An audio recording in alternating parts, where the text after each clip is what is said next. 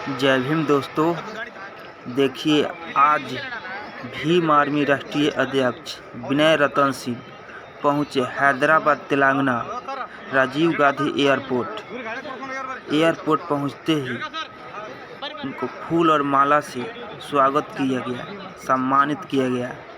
और देखिए, भीम आर्मी के कार्यकर्ताओं में कितना जोश और जुनून है।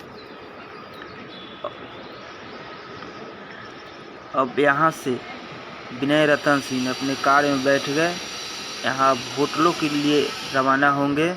वहाँ जाएंगे, अपना कुछ मीटिंग करेंगे, कार्यकर्ताओं से बात करेंगे। बातचीत करने के बाद अब वहाँ से कर्नाटका के लिए निकलेंगे। देखते रहिए आप लोग को मैं पल पल के खबरें दिखाता रहूँगा।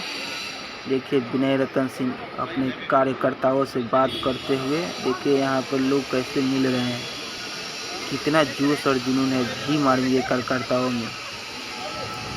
इसी से तब पहचाना जाता है भीम आर्मी। भीम आर्मी के कोई भी अगर सदस्य कहीं भी पहुंचता है तो उनको देखने के लिए लाखों की संख्या में लोगों ने इकट्ठा हो जाते हैं। वैसे विनय रतन